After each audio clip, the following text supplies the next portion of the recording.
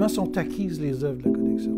Toutes les œuvres, les 4200 œuvres et plus de la collection ont été acquises par des employés de la société en jury. Toute personne qui travaille à l'Auto-Québec, quelle que soit sa tâche et quel que soit son statut, peut faire partie de nos jurys. Et quelle que soit la valeur des œuvres qu'on acquiert aussi, qu'on présente. Vous voyez, il y a la démocratie totale. Et toutes les œuvres sont acquises par des employés et le conservateur, moi, je n'ai pas le droit de vote. J'ai le droit de présélectionner des œuvres, de présenter des œuvres, de défendre mes propositions, mais les œuvres sont d'abord avant tout acquises par des employés de la société.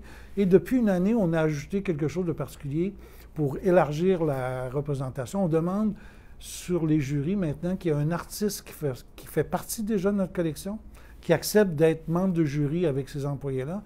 Et on demande aussi un 5e membre qui est un représentant du milieu de la culture large, c'est-à-dire pas des experts dans le domaine des arts. Après acquisition, les œuvres sont distribuées partout dans l'édifice. Je disais que les œuvres sont d'abord et avant tout acquises pour être montrées puis accompagner des espaces de travail. Tout employé de la société, quel que soit son statut, a le droit d'avoir 3 œuvres d'art dans son espace de travail. Quelle que soit la valeur des œuvres d'art, quel que soit le statut de l'employé. Il n'y a pas de lien direct entre...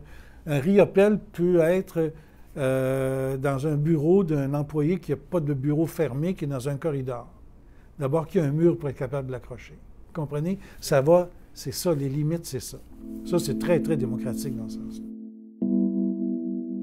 Les sélections d'œuvres se font ici, dans l'espace ici.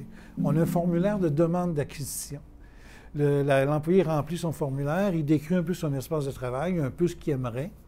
Et quand on a eu après des jurys d'acquisition où on a accumulé des œuvres d'art, on présente des œuvres d'art un peu comme en exposition ici. Et les employés sont convoqués, puis ils ont le droit de choisir ce qu'ils veulent, simplement. Sauf, par contre, les espaces publics, nous, on se prend la liberté de faire des accrochages partout dans les espaces publics sans demander l'avis des employés. Demander à des gens d'entrer dans un musée d'art contemporain, c'est quand même une tâche qui n'est pas évidente. Nous, ce qu'on fait, c'est que le musée entre dans leur vie courante. Le musée entre dans leur espace de travail. Ils sont confrontés à ça depuis maintenant 30 ans.